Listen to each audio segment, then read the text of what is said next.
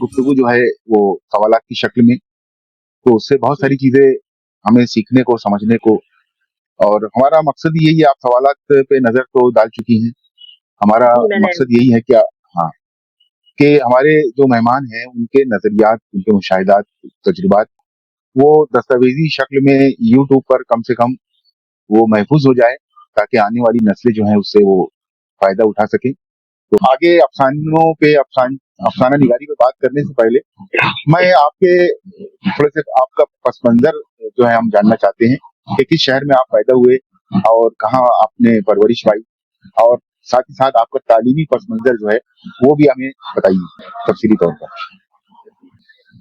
आपका ये सवाल मैंने देखा भी था और थोड़ा सा तफसील तलब है। असल में वैसे तो जो है पूरा हिंदुस्तान ही हमारा मुल्क है, हमारा वतन है, लेकिन बुनियादी तौर पे 4 शहर ऐसे हैं कि जिनको मैंने जिया, जिन्होंने मेरी परवरिश और पर्दाख्त और किरदार साजी और तब्दील ज़हनी बुलूगियत में कंट्रीब्यूशन रहा। मेरा ददियाल या मेरा आबाई वतन आगरा है। कुछ समझिए कि 600 साल पहले के तकरीबन मेरे अजदाद मदीना से आके वहाँ बसे थे आगरे में, और आज भी अल्हम्दुलिल्लाह हमारे खानदान वाले उसी हवेली में मुकीम हैं। लेकिन मुझे वहाँ रहने का ज़्यादा मौका नहीं मिला, क्योंकि मेरे वालिद आईएएस में आ गए थे। वो ख़ास बात ये है कि आज़ादी के बाद जो पहला आईएएस का इम्तिहान हुआ था 1951 में, उसमें उन्होंने शिरकत की थी, और उसमें वो मतलब सेलेक्ट होके और उनको राजस्थान का ऑर्डर मिला था। इसलिए बाकी उनकी 30 साल सर्विस क्योंकि राजस्थान में गुजरी, तो लिहाजा मेरी पैदाइश और परवरिश और इब्तिदाई तालीम ये सब जयपुर में हुई। और वैसे जयपुर मेरा ननियाल भी है, लेकिन ननियाल से इतना ज़्यादा काफ़ी दूरी रही, क्योंकि हम ज़्यादातर सिविल लाइन्स में रहते थे। लेकिन बहरहाल वो शहर मेरे लिए बहुत अहम रहा, क्योंकि इब्तिदाई जो एक तरह से बच्चे की बनत होती है, वो मैंने वहीं पे मेरी शख्सियत से हासिल की। वहीं पर मैंने एक कॉन्वेंट में तालीम हासिल की, लेकिन 10 साल की उम्र में फिर कहना चाहिए कि फिर एक हिजरत सानी मेरे वालिद ने की। वो रिटायर हो चुके थे। मैं उनकी सबसे आखिरी औलाद थी, क्योंकि और बकौल उनकी बुढ़ापे की औलाद थी, तो मैं सिर्फ 10 साल की थी जब वो रिटायर हो गए। और ये हिजरत थी अलीगढ़, क्योंकि अलीगढ़ में जामिया उर्दू नाम का एक इदारा है जो सारी दुनिया में उर्दू के इम्तहानात करवाता है। आपने भी सुना होगा, अदीब माहिर, अदीब कामिल वगैरह किस्म के। तो वहाँ पे उस ज़माने में रजिस्ट्रार की जगह खाली थी, और मेरे वालिद रिटायर हो चुके थे, तो यहाँ पे रशीद अहमद सिद्दीकी से उनके अच्छे ताल्लुकात थे। मेरे ताया महक शौकराबादी, इन लोगों ने उन पे जोर दिया कि आप जयपुर में क्या रखा है भई, तुम नौकरी थी खत्म हो गई, आप कुछ उर्दू की खिदमत के लिए तुम यहाँ आ जाओ, ये बहुत अहम काम है। तो बहुत सोच विचार के बाद बहरहाल 10 साल की उम्र में मेरे वालिद के साथ फिर हमारी हिजरत अलीगढ़ हो गई, और मेरी तालीम समझिए हाई स्कूल से लेके उसके बाद एमए बल्कि पीएचडी की शुरुआत तक अलीगढ़ यूनिवर्सिटी की बदून मिन्नत रही। और अलीगढ़ एक ऐसा इदारा है कि ये आप भी जानते होंगे, सारी दुनिया में अली जो है वो आज भी अ, अपने आप को अली कहते हुए थोड़ा-सा गुरूर महसूस करते हैं। तो गुरूर की तो कोई बात नहीं है, लेकिन इसमें कोई शक नहीं कि अलीगढ़ का माहौल, अलीगढ़ यूनिवर्सिटी का कह रही हूँ मैं ख़ास तौर पे, और वो वहाँ जो जिन असातिज़ा की मुझे से तलम्मुस मतलब मिला, और जो हमारे साथी थे, उन सभी को कुल मिला के मतलब मेरी अदबी तामीज़ कहना चाहिए, तो वहीं पे हुई तदरीज। और उसके बाद तो 3 शहर तो ये हो गए, आगरा और जयपुर और अलीगढ़। और उसके बाद 1980 में मैं शादी के बाद पहले तो गुजरात में रही कुछ दिन, आसाम, गुजरात वगैरह शौहर के साथ। उसके बाद दिल्ली आ गई, और अब 45 में मतलब 44 तकरीबन समझिए 43 साल हो गए। तो अब दिल्ली ही को मैं वतन मानूँगी, क्योंकि कहीं 10 साल रही, कहीं 12 साल रही, लेकिन 40 साल किसी और मुल्क में नहीं किसी और शहर में नहीं गुज़ारे। और मतलब तालीम की जैसे आपने बात किया, तो हाई स्कूल से लेके मैंने एमए उर्दू डिपार्टमेंट में किया। उस वक़्त वहाँ की बहुत ही सुनहरा दौर कहूँगी मैं था, कि आले मसरूर साहब और खुर्शीदुल इस्लाम साहब और खलील रहमान आज़मी साहब और काज़ी अब्दुल सत्तार साहब, शहरयार साहब, मतलब एक से एक क्या ना क्या-क्या नाम लूँ, बहरहाल ऐसे-ऐसे अपने वक़्त के आलिम व फ़ाज़िल लोग मौजूद थे जिनसे मुझे तलम्मुज़ हासिल रहा। और उसके बाद पीएचडी मेरी शुरू हो गई थी, पहले खुर्शीद इस्लाम साहब के अंडर में, लेकिन पूरी नहीं हो पाई। आपको मालूम है कि ख़वातीन के साथ ये परेशानी होती है कि जहाँ पे शादी हो गई उसके बाद फिर वो अपने बस में नहीं होती। तो फिर काफ़ी अर्सा तकरीबन 10 साल मैंने कुछ नहीं किया जी। और मुख्तलिफ मज़ामीन को पढ़ा, बिल्कुल भूतों की तरह जो भी पढ़ सकती थी मैं, पॉलिटिकल साइंस और साइकोलॉजी और सोशियोलॉजी और हिस्ट्री और सब कुछ, लेकिन लिखा कुछ नहीं। उसके बाद 12 साल के बाद मैंने जामिया मिल्लिया से पीएचडी अपनी वही, क्योंकि वो टॉपिक जो था नदीर अकबर आबादी की फरहंग का उस वक़्त तक किसी को मिला नहीं था। तो उसी पर मैंने आगे बढ़ के यहाँ पे मुकम्मल किया, यूजीसी से नेट किया, फिर प्राइवेट ही एक अन्नामलाई यूनिवर्सिटी हुआ करती थी, डिस्टेंस लर्निंग की, वहाँ से अंग्रेजी में एमए किया और बस अब यही थोड़ा बहुत इल्म था जो हासिल कर सकी। और वैसे तो इल्म एक समंदर है, ज़ाहिर है कोई हासिल कर नहीं सकता। बिल्कुल। तो आपके पहले सवाल का जवाब मेरा ख्याल है तफसील से मिल गया होगा। जी, जी। 4 शहरों से वाक़ई में वाबस्तगी रहना, मतलब, और फिर दिल्ली जैसे शहर में आखिरी में मतलब आखिरी के जितने भी आपके, मेरे ख्याल से ज़्यादातर तख्लीकी काम आप दिल्ली में ही किए आपने। नहीं, मैं अलीगढ़ यूनिवर्सिटी में थी। मैंने अफ़साने लिखने वहाँ शुरू कर दिए थे। मैं बहुत कम उम्र में कर शुरू। तो दूसरा सवाल पे हम आते हैं, इसी से जुड़ा हुआ है कि लिखने का शौक कैसे पैदा हुआ? और आपका जो पहला अफ़साना है, वो कब और कैसे आपने लिखा? लिखने का शौक कुछ तो ये है कि कहना चाहिए कि मेरी घुट्टी में पड़ा था। क्योंकि ख़ानदान में सब एक तरह से उर्दू वाले थे और उर्दू के नामवर शख्सियत थी। वैकश अग्रवाल मेरे ताया थे, मेरे वालिद जो हालाँकि कि मतलब सिविल सर्विसेज़ में थे लेकिन बहुत आला पाए के शायर थे। मेरी वालिदा भी शायर थी, साहिब-ए दीवान, और मेरी वालिदा की दादी जो थी वो राजस्थान की पहली साहिब-ए दीवान अच्छा, शायरा मतलब थी। आपकी वालिदा भी, और ये तो मुझे नहीं पता था। ये मेरी वालिदा भी उर्दू और फ़ारसी दोनों की बहुत आलिम भी थी और दोनों में उन्होंने शेर कहे, शायरा थी। अच्छा। और मुझसे बड़ी 4 बहनें थी, मुझसे काफ़ी बड़ी-बड़ी थी। मेरी पैदाइश से पहले उनकी शादियाँ हो चुकी थी, इतनी बड़ी थी, वो सब शायरा थी। तो एक माहौल जो है अदबी था मौजूद और नानी-दादी कहानियाँ सुनाती थी, तो आप ये समझ सकते हैं कि ये माहौल किसी भी को मेरा ख़्याल है कुछ ना कुछ सोचने और लिखने पे मजबूर कर सकता है। चुनांचे शायरी की तरफ भी मैंने ध्यान दिया, थोड़ी बहुत शायरी की, तो वालिद ने मुझसे कहा कि बेटा बच्चे शायरी नहीं करते, जी। तुम कहानियाँ लिखो, कहानियाँ अच्छी लिखती हैं, क्योंकि उस शायरी होती है, आपको मालूम है उसमें गज़ल के लिए तो ज़रूरी है कि वो मोहब्बत और महबूब वग़ैरह उनको ज़रा ये बात नहीं भाई।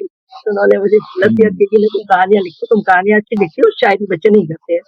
तो शायरी मैं करती रही लेकिन किसी को बताया कभी नहीं।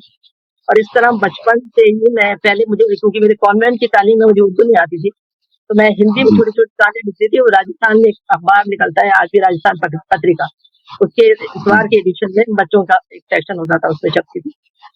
फिर जब उर्दू से थोड़ा वास्ता हो गया तो मैंने 14 साल की उम्र में मेरी पहली कहानी खातून मशरिक दिल्ली से निकलता था उस ज़माने में, अभी भी निकलता है, वहाँ जी। शाये हुई। और फिर ये है कि उसके साथ जब वो हो गई तो बहुत खुशी की बात थी ज़ाहिर है मेरे लिए। फिर 20वीं कौन सदी से में मैंने भेजा, सन की बात है? डरते-डरते किस सन भेजा की बात 20वीं होगी? सदी में। जी। आपका पहला ये जो मैं पहली 14 कहानी? साल की उम्र, हाँ, ये समझिए कि ये मतलब 67 या 68 की बात है, 67 अच्छा, ऐसी अच्छा। सदी तब शायद। जी, जी। उसके बाद फिर हुँ। 20वीं सदी में मैंने डरते-डरते एक अफ़साना भेजा, वो इत्तेफ़ाक से मैं उस वक़्त बीए में थी फाइनल में, एग्ज़ाम दे रहे थे, इधर-उधर छोटे-छोटे मैगज़ीनों में तो छपती रही थी, लेकिन उम्मीद जी। नहीं थी कि 20वीं सदी में छप जाऊँगी। तो जब 20वीं सदी जी। में मैंने पहली कहानी 70 में छपी, 1970 में, वो भी ज़ाहिर है बहुत कम उम्र थी मैं, 16 साल, 16-17।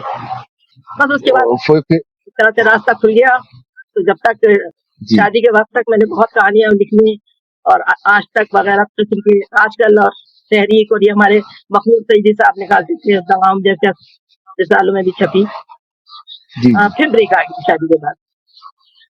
अच्छा। ये एक फेसबुक पर आपकी टाइमलाइन पर मैंने एक फ़ोटो देखी थी, इंदिरा गांधी के साथ। उसका जी, जी। थोड़ा-सा हमारे जो देखने वाले हैं, उसका थोड़ा-सा पस मंज़र बताइए। मुझे तो वो मालूम असल है, में ये था कि लेकिन मैं जी, चाहता हूँ। हाँ 1975 में 75 का साल जो है वो बैनुल अक़वामी ख़वातीन का साल पहली दफ़ा मनाया गया। जी तो इसकी तक़रीबात जो है वो हिंदुस्तान में भी बराबर बड़े पैमाने पे हुई। वो एक मथुर लक्ष्मी एक साउथ इंडियन थी और इस तरह के कांग्रेस की काफ़ी बड़ी-बड़ी रिसोर्ट थी जो बहुत मतलब ज़ौक़-ओ-शौक़ से इसमें हिस्सा ले रही थी। तो उसमें उन्होंने एक मज़मून का मुकाबले का इश्तिहार आया अंग्रेज़ी अख़बार में, जो उर्दू, अंग्रेज़ी और हिंदी तीनों में था। तो मैंने जी उसमें उसका उन्वान था कि हिंदुस्तान की आइंदा 10 साल तरक्की में औरतों का क्या रोल होना चाहिए। तो उसपे मैंने मज़मून लिख के भेज दिया था। ऐसे ही हेड से मतलब उसको साइन भी करवाने थे, तो खलील रहमान साहब उस ज़माने में एक्टिव हेड थे, उन्होंने साइन भी कर दिया था। और जी बहुत ही उम्मीद के खिलाफ पता चला कि मुझे पहला इनाम मिल गया। अल्लाह का शुक्र है, अल्लाह की मेहरबानी। तो नहीं, ये फिर बहुत वो तकरीब जो हुई वो दिल्ली में हुई, इंदिरा गांधी के घर पे, नंबर 1 सफदरजंग रोड। जी, वहाँ तो वो उसी उसका ये जगह की वो तस्वीर है। उसी की तस्वीर। जी जी, बहुत बड़ी बात है कि मतलब जो पहला आलमी ख़वातीन का जो मौका था, उसमें पहला नंबर जो है हमारी नईमा आपा को मिला। ये जी, हमारे लिए भी 1976 फ़ख्र की की बात, बात मतलब इनाम जो मिला है। वो जी, 76 में 76 में। अच्छा 76 में मिला। तो तीसरा सवाल आपके अफ़सानों के मौज़ूआत के ताल्लुक से है कि कौन-कौन से मौज़ूआत आपको ज़्यादा मुतासिर करते हैं? और किस किस्म के किरदार और हालात आपके अफ़सानों में ज़्यादा नज़र आते हैं? तो मौज़ूआत का असर आप पर किन मौज़ूआत का ज़्यादा होता है, वो थोड़ा-सा बताइए?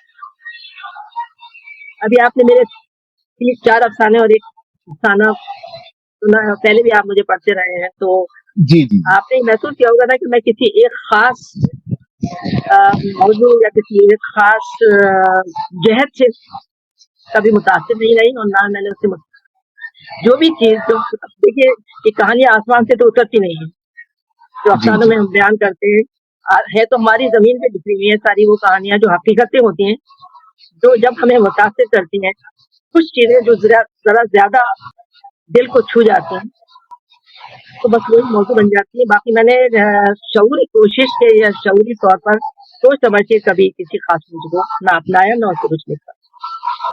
बस यही जी, है जी। कि कभी कुछ सुन लेती हूँ, कुछ देख ज़्यादातर तो एक और बात मैं बहुत ख़ास बता दूँ आपको, मेरा कोई भी अफ़साना या कुछ भी जो भी ये तहरीर है, ऐसी नहीं है जो मेरे मुशाहिदे में ना आए। तो मैं कभी ये बड़ी बात सुनी-सुनाई बात करती मैं सुनी-सुनाई बातों पे नहीं लिखती और इसीलिए कभी-कभी मैं अगर कुछ लोग मेरे अफ़सानों पे कुछ कमेंट करते हैं, वो ऐसी होती है कि जो गैर मंतकी होती है।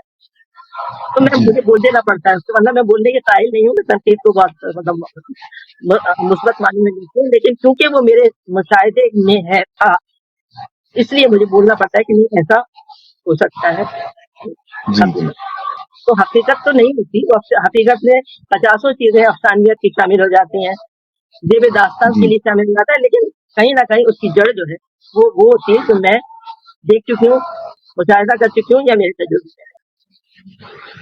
हाँ, ये जब मैं बाल भारती में सलाम सर के साथ था, जी, तो एक दफ़ा एक ही हॉस्टल में थे हम लोग, तो सर के साथ में रूम शेयर करने का मौका मिला, तो बहुत देर तक बात हुई, तो उनसे मैंने पूछा कि कामयाब अफ़साना क्या है? तो 2018 की बात होगी वो या 17 की, तो उन्होंने कहा था कि अफ़साना में अगर हम हकीकत बयान कर रहे हैं, तो वो फ़िक्शन नज़र आना चाहिए और अगर फ़िक्शन बयान कर रहे हैं, तो वो हकीकत नज़र आना चाहिए। तो बिल्कुल मेरे मैंने मुझे बहुत सही ये बात अल्फाज़ में बात हाँ, तो ये बात मेरे ज़हन में एकदम कील की तरह जो है ठोक ठोक दी थी सर ने। तो ख़ैर मैंने आपका जो जितने भी मैंने आपके अफ़साने, अफ़सानचे और जो तर्जुमा भी जब आप करती हैं, तो मैंने एक बात नोटिस की है कि आप ख़वातीन होने के बावजूद आपका रावी जो है, वो मर्द भी हो सकता है और बिल्कुल मर्द जो हाँ, आपने काफ़ी अफ़साने ऐसे लिखे हैं। तो दरअसल वो जो एक इल्ज़ाम अक्सर ख़वातीन अफ़साना निगार झेलती हैं कि ये अफ़साना जो है वो पाकीज़ा आंचल टाइप है। तो वो टेक आप पर कभी नहीं लगा। मैंने आज तक आपके किसी अफ़साने पर किसी भी इतने सारे कमेंट करने वाले हैं, चाहे वो फ़ेसबुक पे जो आलमी अफ़साना फ़ोरम वगैरह हो या व्हाट्सएप के जितने भी, जहाँ डायरेक्ट हमको रिस्पांस मिलता है, कहीं पर मुझे आपके ताल्लुक से कभी ये सुनने को नहीं मिला कि ये पाकिज़ा आंचल या इस तरीके के जो अफसाने होते हैं। तो उसकी एक वजह मैंने जो महसूस किया है कि आपका रावी कोई भी हो सकता है। ऐसा ज़रूरी नहीं है कि औरत है तो वो औरत ही रावी रहेगी और अपनी ही कहानी सुनाते रहेगी। तो ये एक इनफरादियत है। मैं बहुत कम जो ख़वातीन अफ़साना निगार हैं उन पे ये मैंने देखा है। मैं तो उनको मशवरा दूँगा कि आप वो ख़वातीन पर लिखना भी है तो रावी ज़रूरी नहीं है कि ख़वातीन रहे। रावी आप मर्द भी रख सकते हैं। तो उससे एक अलग ही उसका तासुर जाता है फिर अफ़साने में। वरना अफ़साना निगार का नाम पढ़ते ही कि भई ये ख़वातीन है तो यही रोना-पीटना सास-बहू और घर के ही मसाइल होंगे। तो फिर वही या फिर वो तलाक और वो दूसरी औरत और तीसरी औरत ये और वो एकदम वही सब होत नज़र आता है, उसी अंदाज में लोग पढ़ते हैं। तो खैर तख्लीकी अमल के अपना-अपना एक तख्लीकी अमल जो एक अपना-अपना जी, एक दायरा होता है। तो अफ़साना अपना लिखने का दायरा जो होता आपका है, तरीका अपनी हाँ, अपनी तो अफ़साना पसंद-नापसंद लिखने का होती है। जी, जी। अफ़साना लिखने का जो तरीकाकार आपका क्या है? थोड़ा-सा वो नए लिखने वालों को थोड़ा-सा आप बताएँ या कोई ख़ास वक़्त या माहौल जब आप लिखती हैं, तो ऐसा कुछ है क्या? तो उस पर थोड़ी-सी रोशनी डालें। तो एक बात जो मैं मानती हूँ और वो आप उससे मुझसे मुत्तफ़िक होंगे कि तख़लीक़ियत जहाँ भी होती है, वो खुदादाद होती है। जी, ये बेशक। सआदत ये सआदत बज़ोर बाज़ू नीज़, कोशिश करके, ज़बरदस्ती करके लिखना लिखने की मैं क़ाइल हूँ नहीं। तो ये एक तरह से एक जो हर फ़नकार के लिए, चाहे वो मुसव्विर हो, चाहे वो मूसीक़ार हो, चाहे वो कलम का धनी हो, या मैं तो कहती हूँ मतलब इस फ़न तामीर का भी चाहे वो माहिर हो, तो वो जो आइडियाज़ आते हैं ना वो वदीयत होते हैं, और वदीयत के लिए जी। कोई वक़्त नहीं होता। लेकिन हुँ, बस हुँ, एक हुँ। ख़ास बात ये है कि जिस वक़्त ज़हन में कोई आपको मैं अपने बारे में कह रही हूँ, जब कोई आइडिया, कोई ख़्याल, कोई अफ़साने का कहना चाहिए, एक गाइडलाइन टाइप की या कुछ रूप रंग उसका ज़हन में उभरता है, अगर मैं उस वक़्त लिख लूँ तो सफ़ाए क़िरतास पे आ जाता है। अगर मैंने वो वक़्त खो दिया तो फिर नहीं आ सकता। इसलिए ना तो मैं कोई उसके लिए तैयारी होती है, ना मैं बस सोच समझ के कलम कागज़ लेके बैठती हूँ कि अब मुझे लिखना है। ऐसा कुछ नहीं है। जब भी मतलब उसके लिए ना कई दफ़ा बच्चे शोर मचा रहे होती हैं, लेकिन मेरे ज़हन में उस वक़्त एक तरह से आमद होती, मैं लिख लेती हूँ। और नहीं जी। होती तो मैं कितना ही सुकून की जगह बैठ के और घंटों सोचती रहूँ, मैं आपको यकीन नहीं आएगा, 2 लाइनें नहीं लिख सकती और उसके बाद किताब बंद करके कलम बंद करके लेट जाती हूँ। तो एक सही, बात तो ये है। सही। दूसरी बात ये है कि जनरली आम तौर पर जो है वो मैं सुबह 3 बजे जाग जाती हूँ। तो उसके अच्छा। बाद जो अपने कुछ थोड़े-से मामूलात हैं, उसके बाद वो मेरा वक़्त सबसे अच्छा होता है कि जब कुछ मेरे ज़हन पे कुछ वारिद होता है। हुँ, ज़्यादातर कहानियाँ जो हैं आमतौर उसी वक़्त लिखी होती हैं। जी। तो जैसे कुछ लोग और होते हैं कि माहौल के लिए माहौल हाँ, कोई ज़रूरत नहीं है, लेकिन हाँ, वक़्त का ये एक थोड़ा-सा वो हो गया है कि वो शायद मुझे वो वक़्त ज़्यादा सूट करता है। हाँ, वो शायरी तो ख़ैर हम कहीं पर भी कर सकते हैं, लेकिन नस्र लिखना है या अफ़साना लिखना है तो उसके लिए जमकर बैठना ही पड़ता है। इसमें तो कोई शक हुँ, नहीं है। लेकिन अ, इरादा करके नहीं होता। जी, जी। मतलब अगर और जैसे आपने देखा होगा कई दफ़ा हमें इस पे सोशल मीडिया पे भी कुछ मौज़ूआत मिल जाते हैं कि भई इस पे लिखना है। हुँ, तो हुँ, हुँ। आम तौर पे ये होता है कि मैं देख के सोच लेती हूँ कि नहीं मैं नहीं लिख सकती। तो मेरा हुँ, हो गया। लेकिन फिर क्या होता है कि जब बहुत सारे उसी पे पढ़ो, हुँ, हुँ, हुँ। उसी मौज़ू पे पढ़ते रहो, तो लगता है कि नहीं हम इससे बेहतर भी कुछ कर सकते हैं शायद। सही है, सही है, सही है। ब बहुत बहुत ही बड़ी बात कह दी आपने। सही बात है ये। तो वो भी एक असल में मुतहर्रिक होने का एक वजह भी है वो। वो भी उससे भी हमको तहरीक मिलती है। हाँ, तहरीक हम जब मिलती है, यकीनन जी, बु, इसमें बु, कोई शक नहीं। बुरी तहरीरें और हाँ, बुरे अफसाने जब हम पढ़ते हैं तो हमको तहरीक मिलती है, इसमें कोई शक नहीं। और नहीं, नहीं मैं इस बुरे नहीं कह रही हूँ। ना ना नहीं इसलिए दिल ना जोड़िए मुझे। लेकिन सब बहुत अच्छे लेकिन होते हैं, लेकिन लेकिन लेकिन मेरे ज़हन को छूते नहीं, बस इतनी बात है। लेकिन मैं तो बुरा कह रहा हूँ ना। तो बहरहाल ये खैर मजाक की बात थी। तहरीरें मुतासिर करती है, इसमें कोई शक नहीं है। तो हर तरह से अब मैं मुतासिर ये जानना करती है, हाँ हर तरह से करती है मुतासिर। हाँ हाँ, बिल्कुल लिखने के लिए बिल्कुल। भी आमादा करती है हाँ और हाँ, तनकीद के इसमें लिए भी कोई शक आमादा नहीं। करती है। तनकीद भी मुतासिर करती है ना।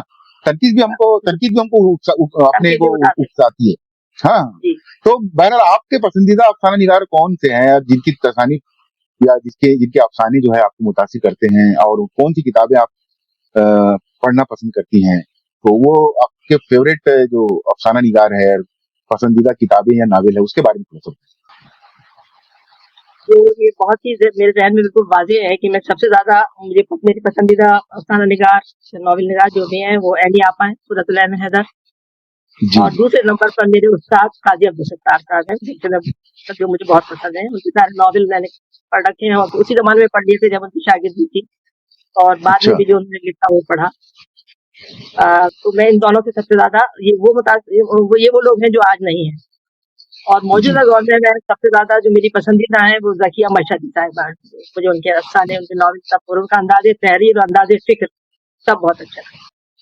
जी। और ये बहुत मैं एक तरह से मेरी कंजूसी है कि बहुत बहुत ज़्यादा पसंदीदा नहीं है। लोग जी। जी। पसंद का जी। जी। दायरा ज़रा महदूद है। नहीं, वो वाकई में तो एनी आपस से कभी मुलाकात हुई क्या? जी, यानी आपस में मुलाकात हुई। दिल्ली वो में? अलीगढ़ में हुई थी असल में मुलाकात मेरी, जब मैं पढ़ अच्छा, रही थी अच्छा। और वो यूनिवर्सिटी में मतलब उर्दू डिपार्टमेंट में आती थी। मेरी मुलाकात इस्मत आपा से भी हुई है और ऐनी आपा से भी हुई अच्छा। है, सलमा सिद्दीकी से भी हुई है और सारे हुँ। आबिद हुसैन से भी हुई है। तो अच्छा, अच्छा। तब वो दौर बड़ा बहुत ही खूबसूरत दौर था। वाक़ई में। और ऐनी आपा की से मुतासिर है, ये तो आप नज़र आता है, और वाक़ई में आपका जो दायरा महदूद ज़रूर है, लेकिन जो म्यार है वो काफ़ी बुलंद है। वरना इसके इसके सवाल के जवाब ज़्यादातर जो है वो लोग ना उमूमी देते हैं कि मेरे को मंटू पसंद है, प्रेमचंद पसंद है, ये पसंद है, वो पसंद, ठीक है ना? लेकिन हकीकत में जो है वो बताना चाहिए। तो ये जानकर खुशी हुई, और उसमें एनी आपा भी है। तो बहरहाल अब ये सवाल की तरफ जाते हैं कि मैं तो इसका गवाह हूँ, लेकिन फिर भी मैं पूछूँगा, ताकि ये दरअसल हम ये जो हिंदी के जो व्यूअर्स है, उसके लिए खास तौर से हम कोशिश कर रहे हैं कि वो हिंदी के व्यूअर्स तक ये हमारी बातचीत पहुँचे। तो आपकी तहरीरों में जो माशरती मसाइल की झलक है, तो वो मसाइल जो मतलब माशरती मसाइल की झलक जो है, इसमें इसका शाहिद मैं हूँ। लेकिन मैं ये जानना चाहता हूँ कि कोई खास मसला है या कुछ ऐसे मसाइल हैं जिनको आपने अपने अफसानों में जानबूझकर जो है वो उतारा है, उस मसले को उठाया है। तो उसको उस तरीके के कुछ होंगे तो मसाइल, उसका थोड़ा-सा जो है वो उस पर रोशनी डालिए थोड़ी-सी। देखिए, नंबर एक बात तो ये है देखिए कि हमारी तहरीरें मुआशरे से बाहर तो जा ही नहीं सकती ना। जी। मैंने जब सोशल रहने वाला इसी सोसाइटी में रहते हैं, इसी मुआशरे में रहते हैं, यहीं देखते हैं सब कुछ, यहीं को झेलते हैं, यहीं बरतते हैं, यहीं अपनी किस्मतें आजमाते हैं। मुआशरे से बाहर तो ज़ाहिर है कि हमारा कोई दायरा ही कार ही नहीं है, और अगर होगा तो असातीर होगा, जो मेरा मौज़ू नहीं है। तो जी। मुआशरा जो हमारा है वो अ, एक गोरख धंधा है जिसमें इस किस्म के मसाइल बहुत ज़्यादा हैं जिन्हें मैं मसला नहीं समझती।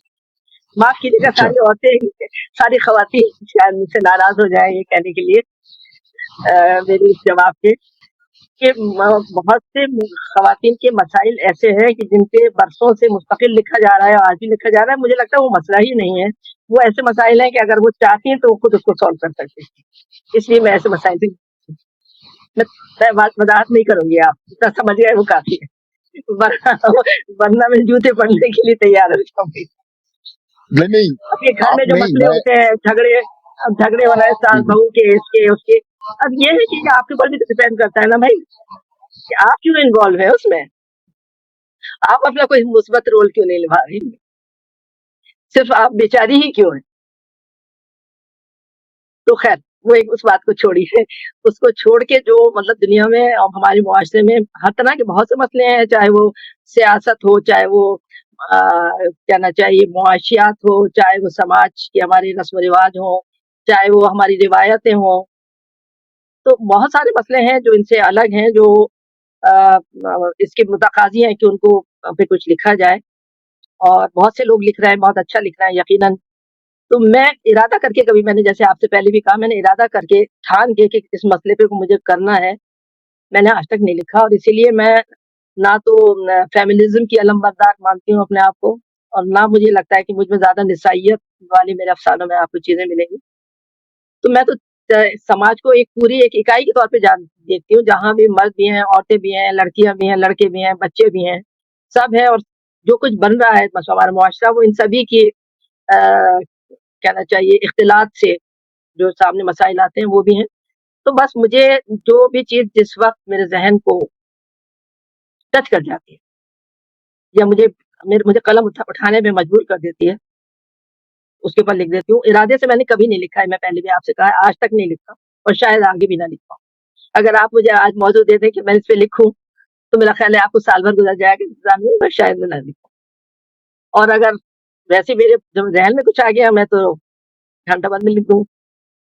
तो मेरा इरादा इस वक़्त है। इसी तरीके का एक और सवाल है पैगाम के ताल्लुक से कि जब जैसे सीएनआरसी है और कोरोना के वक्त या जो अयोध्या का फैसला था, इस तरीके के जब फैसले आते हैं तो एक दिल में एक बोझ रहता है।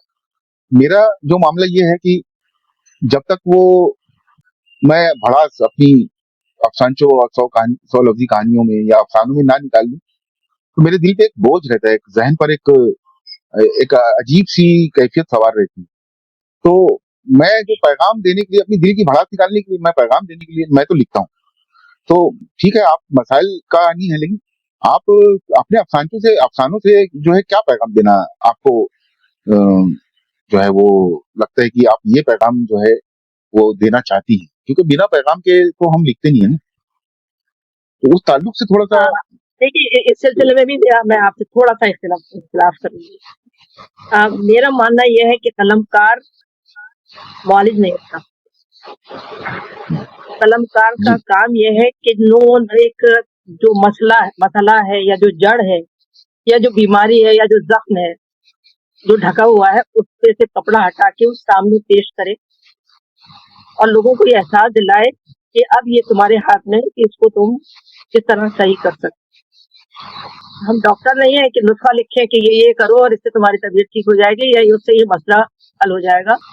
क्योंकि मसले जो भी होते हैं वो इतने हमजहत रंग के होते हैं कि हो सकता है कि एक जगह वो बताया हुआ पैगाम काम कर जाए, दूसरी जगह उल्टा पड़ जाए।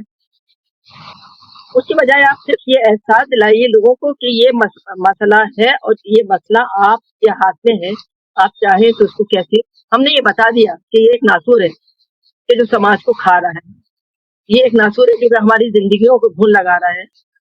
अब ये देखिए आप कि इसका क्या इलाज हो सकता है। तो यहाँ पे हम मालिक नहीं, हम नुस्खा नहीं लिखते, हम सिर्फ तशखीस करते हैं कि ये वजह है, उस वजह को दूर कैसे किया जाए। और यहाँ पे मैं कहना नहीं चाहती, लेकिन मतलब बात जैसे अब मैं फॉर एग्जाम्पल मंटू की बात आपने कही, मंटू की जो अफसाने जिनपे लोगों ने उस जमाने में फहाशी का इल्जाम लगवाया, बहुत आज भी बहुत से लोग जो है कुछ उल्टा सीधा लिख देंगे और कहेंगे कि हम मंटू के फॉलोअर हैं। आपने देखा कि मंटू ने जो भी कुछ लिखा, जिनसियात थी वो जो भी था, लेकिन उसमें तलज्जुज नहीं था, उसमें घिन खाने का एक जज्बा था। और घिन हम जब खाते हैं तो हम उसका इलाज करने की कोशिश करते हैं। जब आप किसी को, आपने खुदा ना खाता, लेकिन फॉर एग्जाम्पल मैं अपना कोई बहुत हाथ से मेरे घाव है, मैं दिखाऊंगी तो आप क्या होगा, आपको घिन आएगी, आपको तरस आएगा, और फिर आप कहेंगे भाई इसका इलाज क्यों नहीं करते। तो इलाज करने के लिए तो आप मुझसे कहेंगे ना, आप तो इलाज नहीं करेंगे, क्योंकि आप मैं अपनी पर्सपेक्टिव से ये सोचूंगी कि इलाज कैसे हो सकता है। तो अफसाना निगार का खासतौर पे, अफसाना निगार, फिक्शन निगार का काम यह है कि अपने मुआशरे में वो चीजें जो उसे चुभती हैं, और वो एक ऐसी है कि वो रफ्ता रफ्ता या मौजूदा दौर में या फौरन या देर में बहरहाल एक जख्म बनने वाली है, एक नासूर बनने वाली है, हम उन्हें उनके सामने पेश कर दें। भाई ऐसे ये हालात में अब बताइए कि आप अपना योगदान हिंदी में मैं कहूंगी कि किस तरह दे सकते हैं, आप कैसे उसे हल कर सकते हैं। अब अगर जैसे आपने आज बताया कि कोरोना का मामला था, बताइए हम क्या कर सकते थे उसमें। लेकिन कुछ लोग ऐसे थे कि जो अब तक जो ये कहते हैं कि अरे वो कुछ भी नहीं था, पॉलिटिकल हथकंडा था, वो अमेरिका का था, वो चीन का था, वो हिंदुस्तान में, वो मतलब सोचने के लोगों के अपने अपने अलग होते हैं ना। अब आप उनको दवा कैसे बताएंगे, उनको पैगाम क्या देंगे। आपका काम ये है, आप ये बताएं कि वो वाकई बीमारी थी, वो चाहे किसी वजह से आई हो, किसी सियासी नजरिए मतलब वजह से आई हो, उसमें कुछ और लोगों ने अपनी फायदा और नुकसान शामिल हो, वो एक अलग बात है, लेकिन ये कहना कि बीमारी ही नहीं थी, ये तो सिर्फ हथकंडा था, ये बात गलत है। तो अब बताइए कि तो ऐसे ऐसे मसाइल जो है, जो कुछ लोगों के लिए बहुत अहम है और कुछ लोगों के लिए बिल्कुल भी नहीं है, उसके लिए हम पैगाम क्या दें? पैगाम तो हर पढ़ने वाला अपनी सोच के मुताबिक खुद वसूल करे और फिर उसके ऊपर अमल करने की कोशिश करे। मेरा नजरिया मैं जी मैं जहां तक ये समझा हूं कि हम डॉक्टर तो नहीं है, लेकिन एक्सरे मशीन या सोनोग्राफी मशीन का हम काम कर सकते हैं। कर सकते हैं हम सही समझा? मैंने कहा कि तशखीस कर सकते हैं, इलाज नहीं कर सकते। जी जी जी बहुत तशखीस करना हमारा काम है, मतलब और तशखीस करके बहुत बीमार को बता दें कि भाई देखो ये है, अब तुम जो चाहो कर सकते हो उसके। नहीं बहुत शानदार, मैं कहूंगा ये शानदार जवाब है। और इसी तरीके से आप नए जो अफसाना निगार हैं, उनको मैं चाहता हूं कि आप मशवरा दें, और कौन सी जो गलतियां करते हैं लिखने वाले अक्सर, और उससे किस तरीके से बचा जाए। तो इस पर थोड़ा सा नए लिखने वालों की जो है रहनुमाई के तौर पर जो है थोड़ा सा अपने ख्यालात का इजहार करें। तो रेहान मियाँ, मैं अपने आप को इस काबिल नहीं समझती कि मैं क्या, मैं तो नहीं, मुझे मालूम था यही जवाब आएगा। सुनिए सुनिए, मुझे मालूम था, ये जब मैं सवाल डाल रहा था ना, मुझे मालूम था कि आपकी तरफ से यही जवाब आएगा। लेकिन मैं चाहता हूं कि नए आज जो है नए लिखने वाले, आप देख रहे हैं कि कोरोना की बीमारी तो खत्म हो गई, लेकिन जो अभी नए नए जो लिखने वाले की जो बाढ़ आई हुई है ना, तो वाकई में उनको कम से कम हमारा फर्ज है, हम उन्हें कहें, वो माने ना माने, सुने ना सुने, लेकिन मैं चाहता हूँ कि थोड़ी सी आप उस पर थोड़ा सा तो बोलें। देखिए, मेरा उनको सबसे पहला मशवरा, सबसे बड़ा मशवरा तो ये होगा कि वो मुतालिया करें। आजकल जी जो एक हवा चल रही है ना, ज्यादा से ज्यादा शायर और अदीब और अफसाना निगारों की पैदाइश से जो सिलसिला बढ़ रहा है, हर दिन नए नए लोग आ रहे हैं, बहुत अच्छी बात है। खुशी इस बात की होती है कि कम से कम उर्दू में बढ़ रही है, उर्दू मौजूद है, जी उर्दू को तरक्की हो रही है। लेकिन जहाँ तक फन की बात है, फन को नुकसान हो रहा है। तो और वो इसलिए कि उनका मुतालिया बहुत, मैं कुछ सबकी बात नहीं कर रही, मैं सिर्फ नए बच्चों की बात कर रही हूँ।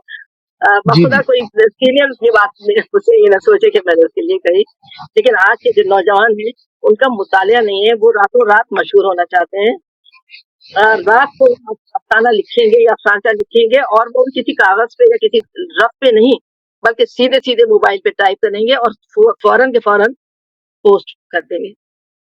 तो उसमें उनको, जबकि मेरा मतलब तरीका ये है कि मैं अव्वल तो ये, मैं पहले कागज पे लिखती हूँ। मुझे कागज और कलम के बगैर मेरा दिमाग नहीं चलता, बिल्कुल बंद हो जाता है। कागज पे पढ़ने के बाद, लिखने के बाद मैं 5-6 दफा पहले पढ़ लेती हूँ, कहीं काटा पीटी कर लेती हूँ, फिर उठा के उसको रख देती हूँ। फिर हर तकरीबन 4 दिन, 6 दिन, 8 दिन, 10 दिन बाद जब दोबारा पढ़ती हूँ, तो मुझे खुद हैरत होती है क्या बेवकूफी मैंने इसकी लिखी। बहुत सी चीजें काट देती हूँ मैं, फिर उसको दोबारा से ठीक कर देती हूँ। तो ये नजर सानी ही नहीं सिर्फ, बल्कि सालिस और चारुम पंजुम, ये खुद अपनी तहरीर को बेहतर बनाने के लिए बहुत जरूरी है, क्योंकि इंसान, हर खासतौर पे कलमकार, सबसे पहले अपना नक्काद खुद होता है।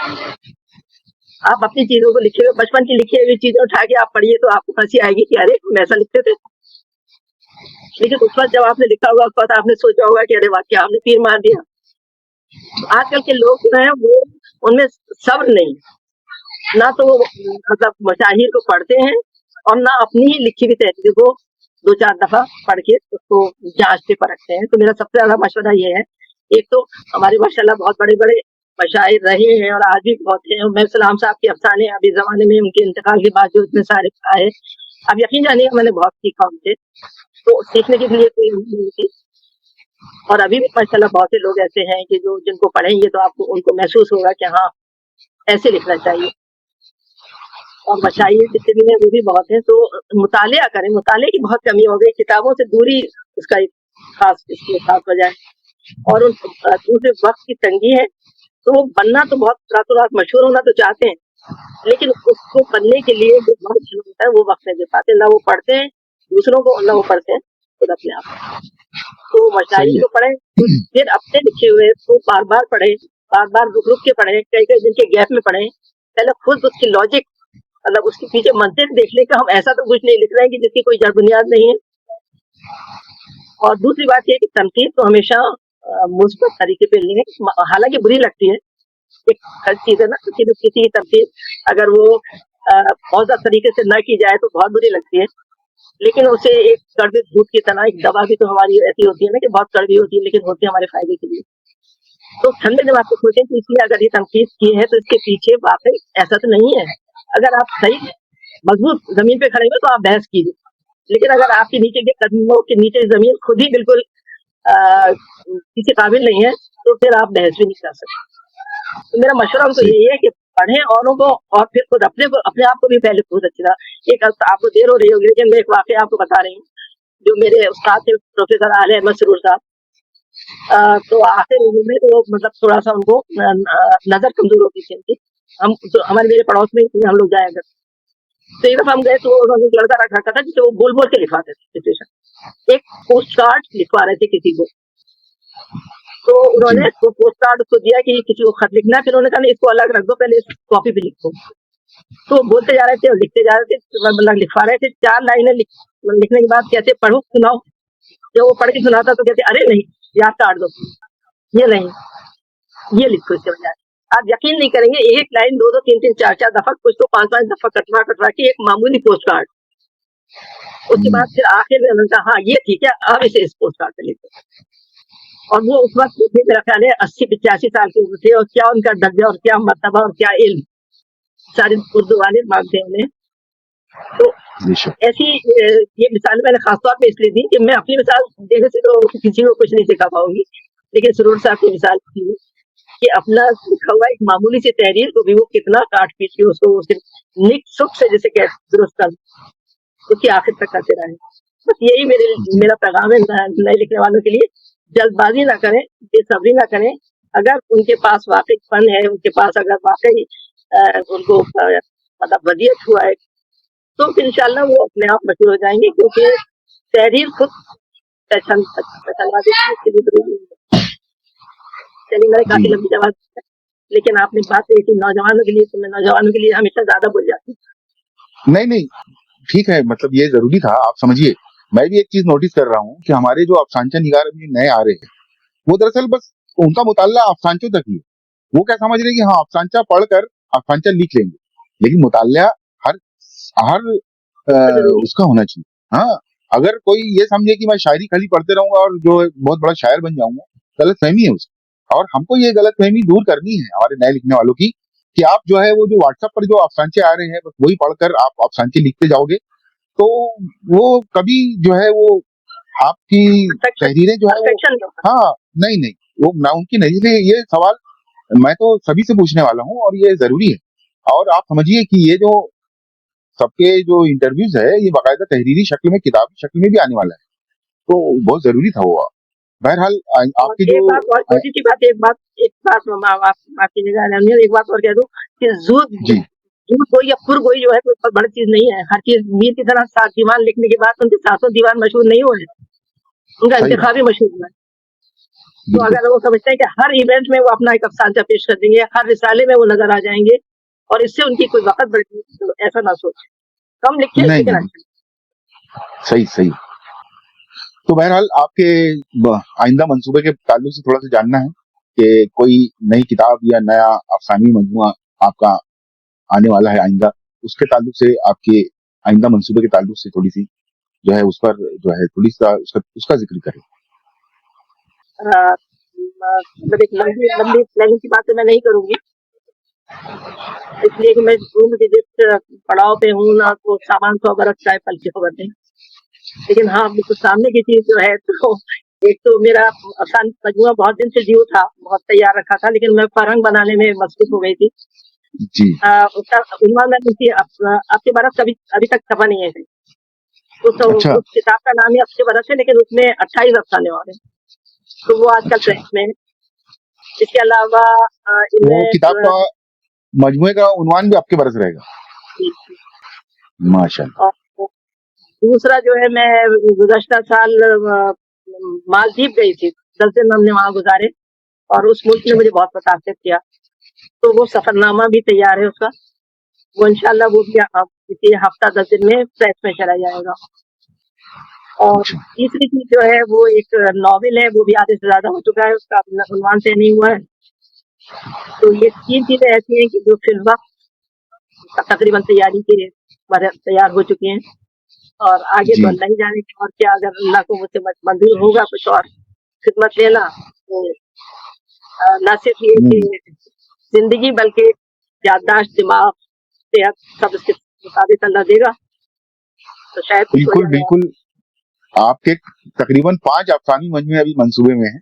आप जब तक 5 अफ़सानी मजमे नहीं आ जाएँगी, आप 4 बेफ़िक्र तो आ रहिए, गए, आप लिख 4 नहीं, तो आ गए नहीं, ये इसके अलावा इसके ये आपके बरस जो है, उसके अलावा 4 और। हम 4 और अफ़सानों के मजमे जो है वो पढ़ना चाहेंगे। बहरहाल ये एक उत्सुकता जो बोलते हैं ना वो बढ़ गई है कि मालदीव हमारे मुल्क से इतना करीब मुल्क है, मुस्लिम ममालिक में से एक मुल्क है। उसके बारे में वाक़ई में उर्दू वालों ने नहीं के बराबर लिखा है और उर्दू वाक़ई वाले में भी वो जो नहीं, सफ़र असल में हिंदुस्तान के लोग ही बहुत कम जाते हैं। नहीं, लेकिन लिखा भी बहुत कम गया ना। अभी वहाँ पर जो मालदीव जो है, तो इसके ताल्लुक से लिखा जाना चाहिए।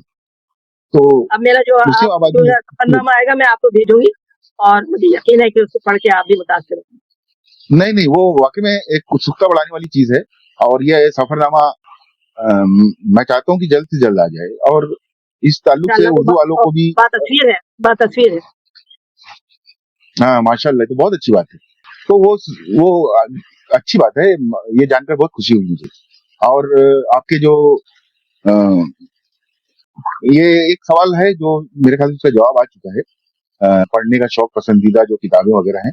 तो उसके बाद एक अगला सवाल जो है अफ़सानों की तनकीद पर जो है, जब आपके अफ़सानों पर तनकीद की जाती है, तो आपका क्या रद्द-ए-अमल होता है? और क्या आप तनकीद को अपने काम में बेहतरी के लिए इस्तेमाल करती हैं? तो ये सवाल सभी के लिए उम्मी तौर पर पूछा जाना है।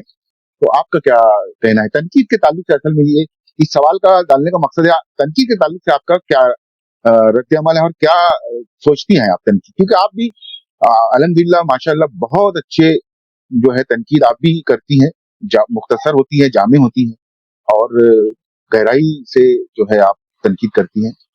तो इस ताल्लुक से थोड़ा-सा तनकीद के ताल्लुक से आप देखिए थोड़ी-सी जो है तनकीद तो को मैं बहुत मुस्बत तरीके में लेती हूँ।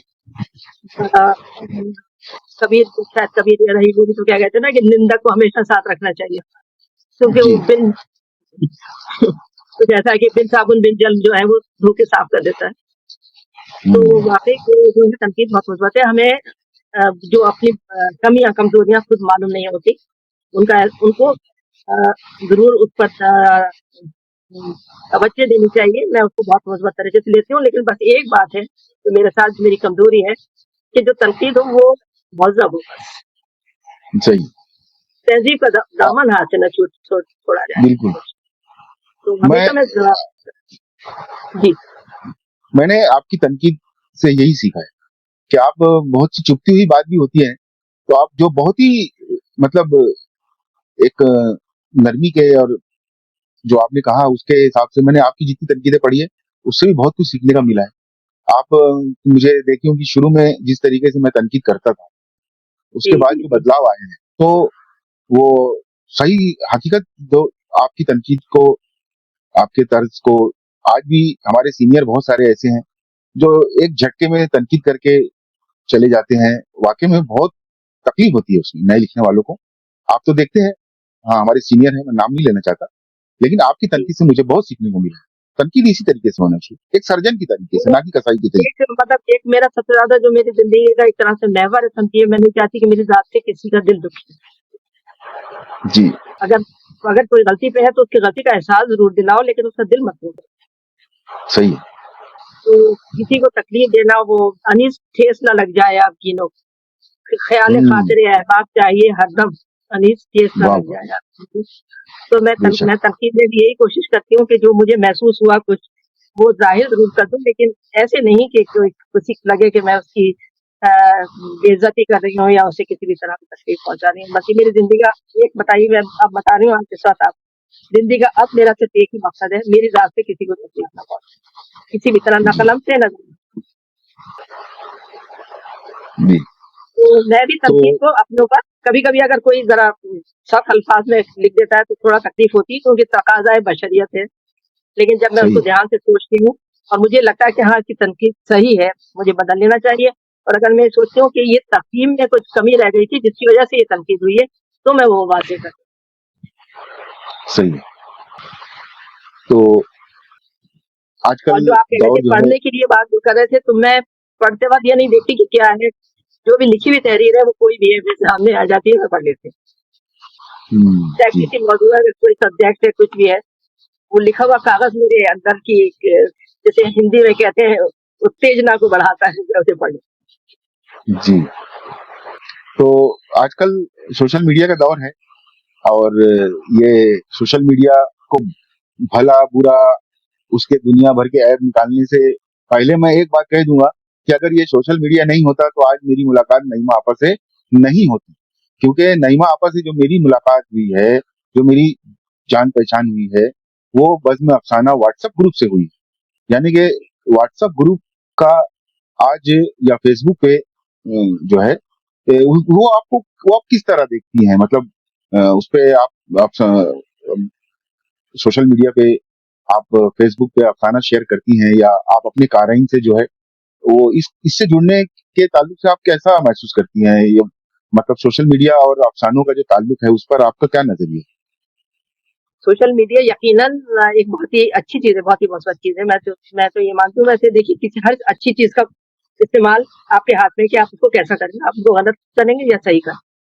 तो इस जी, एक इनफरादी जो रिएक्शन है उसके वजह से हम उस पूरी चीज़ को बुरा नहीं कह सकते। यकीनन ये मैं रेहान कौसर को जानती हूँ, तो वो ये है कि मैं कभी मुलाकात नहीं हुई।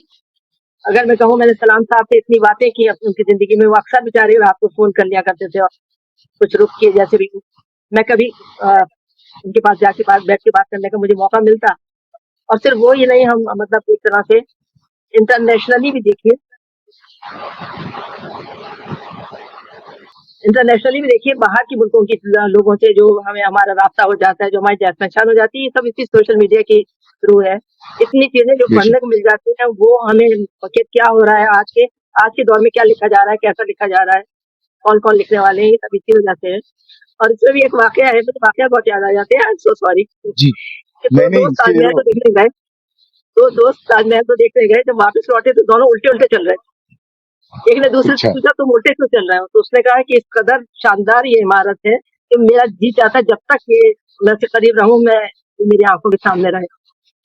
वाह! तो दूसरे ने पूछा, तुम क्यों उल्टे चल रहे हो? तो उसने कहा, मैं तो इसलिए देख रहा हूँ शायद आखिरी वक़्त तक भी मुझे इसमें कोई हुस्न नज़र आ जाए। वाह, वाह, वाह! क्या बात है! तो अब सही है।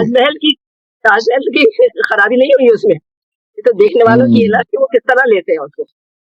तो अदब का भी यही सही। मामला है, चाहे सोशल मीडिया कहिए, हुँ, तो सोशल मीडिया तो एक बहुत जी, अच्छी चीज़ है। अब उसका गलत जी, इस्तेमाल लोग कर रहे हैं, तो इसमें कोई क्या किया जाए। सही है। अ, तो हर जगह के यही मामला है। ये असल में सोशल मीडिया पे हमें कारी का जो तासुर है, वो फ़ौरन मिल जाता है। जी, ये मुझे भी हाँ, मतलब ये भी मैं बहुत बहुत मैं बहुत अच्छी चीज़ है। सोशल सोशल मीडिया नहीं होता तो मैं तो कभी नहीं सोच सकता था कि मेरी तहरीर पे नईमा जाफ़री है, ज़किया मशहदी है या निगार अज़ीम है जी, या फिर गज़नफ़र सर है और हमारे सलाम सर है, रफ़्तार। हुसैनुल हक साहब है ना?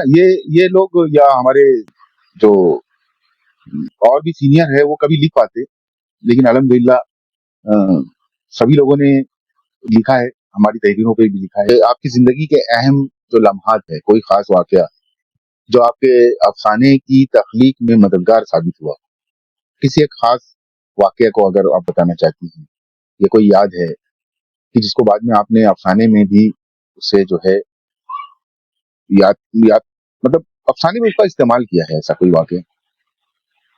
मेरा जवाब जो है वो आपकी नहीं बल्कि सारे लोगों की तवक्कुआत के बहुत खिलाफ होगा। जी, मेरी ज़िंदगी का वो वाक़या कि जिसने जो आगे जाके मुझे तख़लीक़ियत या तख़लीक़ी अमल की तरफ मेरा रुझान बढ़ाया, वो ये था, मेरा पहली बार माँ बनना। अच्छा, उस बच्चे को जो मेरी गोद में आया और महसूस हुआ कि तकलीफ तो सब अल्लाह की है, लेकिन इस दुनिया में इसकी लाने का बाइस मैं बनी हूँ। हम्म, तो इसलिए आगे के लिए हर किस्म की तकलीफ की सलाहियत के लिए मुझे आमादा किया, और मेरी अक्सर कहानियों में मैंने खुद ही महसूस करती हूँ कि मैंने बच्ची और माँ का जिक्र किया। सही है। तख्लीकियत वाकई में बहुत ही सही में मैं नहीं सोचा था कि ये इस तरीके का इस पे जवाब मिलेगा। एक अफसाना जो उस पे था शायद, वो मेरे ख्याल से कौन सा इवेंट था वो अफसाना निगार पे, वो तख्लीकियत पे ही था शायद। वो वाकई में मतलब शाहकार अफसाना है, अफसानचा है। पहला इवेंट था शायद वो बज़्म अफसाना निगार में अनवर मिर्जा साहब ने अफसाना निगार का, शुरू किया जी था। जी वैसे जी, तो वो एक तो था, मतलब एक तो कोरोना पे लिखा था मैंने, हाँ वो और दूसरा एक वो था तकमील कायनात। हाँ वो हाँ, हाँ तकमीले कायनात जो है वो, मतलब उसको वाकई में पढ़ते रहो। मैं जब वो लगा था तो बिहाइंड द जो बोलते हैं ना सीन, अनवर मिर्जा साहब से बात हुई मेरी उस वक्त, और बाकी लोगों से भी बात हुई।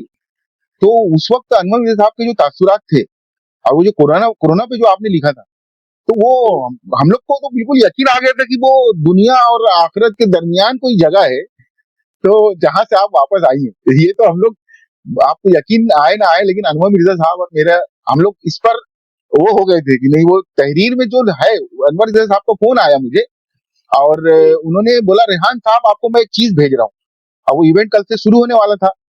वो एक रात पहले, इवेंट शुरू होने से पहले अक्सर अनवर मिर्जा साहब मेरे से बात करते ही है, तो उन्होंने बोला ये तहरीर मुझे ना बड़ा ही अलग ही महसूस हो रहा है इसको पढ़ के। तो बोला क्यों, क्या हो गया? बोले नहीं आपा की तबीयत खराब है, बहुत ज्यादा तबीयत खराब थी मतलब, और इस तरीके का ये इवेंट था और उन्होंने भेजा है, और आपने जो वो दिखा, और वो मैं वाकई में वो रात मैं बहुत देर तक सोचता रहा। तो वो जो है कोरोना के दौर दौर का, ये दो वाकई में ऐसा समझ में आता है कि तख्लीकियत जो है वो उतरती है। मैं उस पर, उसके बाद से इस पर मेरे को यकीन आ गया कि तख्लीकिया, चाहे वो नस्र हो या नज्म हो, वो उतरती है। तो तो वसीयत वो मुझे होती है, याद है। वही मैंने पहला मेरा जवाब जो था आपको यही था कि ये खुदा दाद ही होता है, अल्लाह की तरफ से होता है, उसी को हम जी वसीयत कहते हैं, अपनी अपनी जी। कोशिशों से लिखने वाली तहरीर में। और एक और भी बात इत्तेफाक है, मैं सही। जब बहुत ज्यादा बीमार होती हूँ तो कुछ अच्छा लिख लेती हूँ।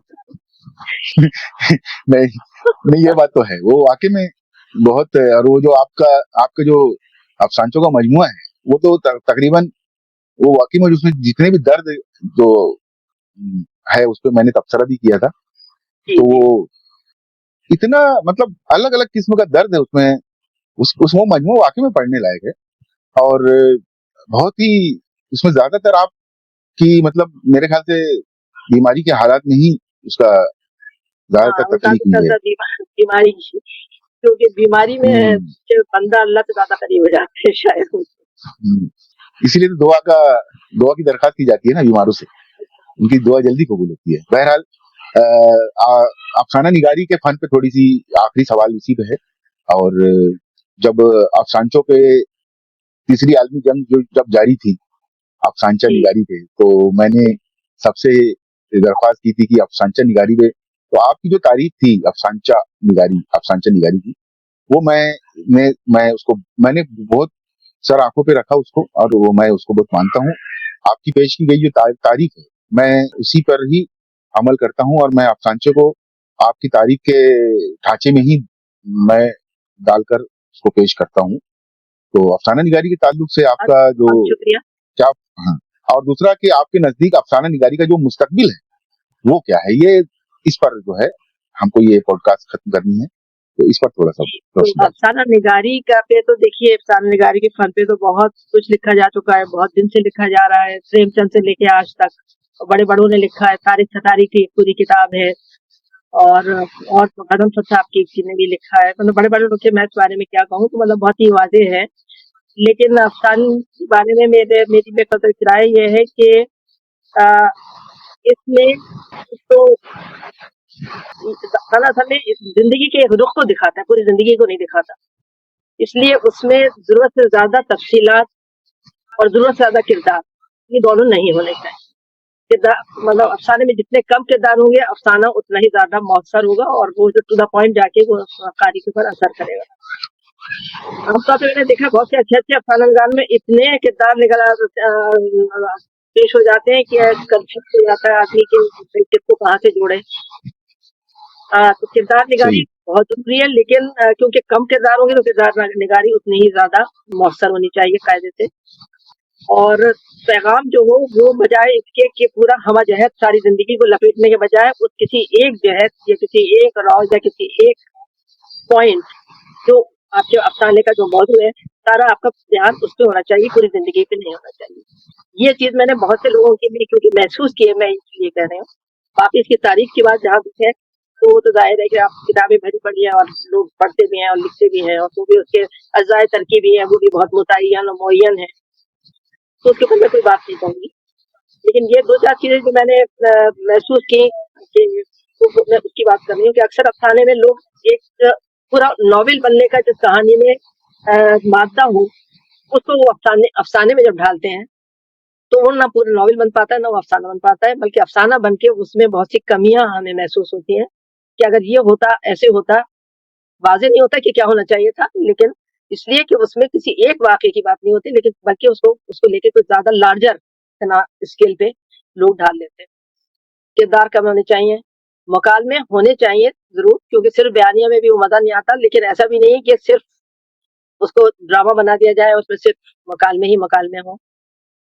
और मौजू एक ऐसा हो कि जो जिसे हम सुलगता हुआ मौजू कहते हैं, द बर्निंग पॉइंट, ये बहुत जरूरी है जो लोगों को वही मुतासिर करता है। आजकल इतना पढ़ने के बाद और इतना लिखने के बाद और इतना सुनने के बाद आज की नस्ल जो है वो पिटे पिटाए मौजूदों को चाहे आप कितनी अच्छी तरह पेश करें वो उससे मुतासिर नहीं होगी।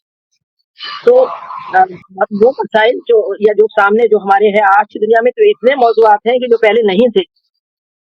बात से कुछ नहीं कि उसको समझा जाए, उसकी रूह तक पहुंचा जाए और टू द पॉइंट उसके पास मतलब जो है वो बर्निंग पॉइंट हो, एक जलता हुआ सुलगता हुआ मौजूद जो मुतासर करे, सोचने में मजबूर करे और आदमी ये सोचे कि क्या कर सकते हैं। अगर बाकी जैसे आपने पहले कहा था पैगाम की बात, पैगाम तो नहीं, लेकिन हाँ कुछ एक फिक्र उससे मिलनी चाहिए दिमाग को।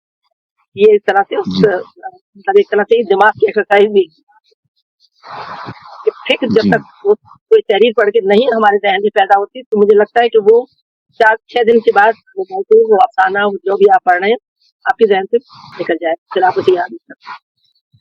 तो ये मुस्तकबिल चीजें हैं जो उससे मतलब आम तौर पे जो लोग कहेंगे कि उसमें ये हो, मैं वो नहीं कह रही, जो मैं महसूस करती हूँ होना चाहिए और जिसकी कमी है। जी, अफसाना निगारी का जहाँ तक मुस्तकबिल मुस्तकबिल का ताल्लुक है, देखिए मुस्तकबिल इंशाल्लाह अफसाने का बहुत शानदार है, बस हमारे लिखने वालों को थोड़ा सा सतर्क होना पड़ेगा। जी जी, वो इस उम्मीद के साथ जो है बहुत अच्छा लगा आपसे गुफ्तगू करके। और कुछ चीजें मुझे सही में नहीं पता चली कि आपकी वालिदा, आपकी 4 बहनें अल्हम्दुलिल्लाह वो भी शायरा थी।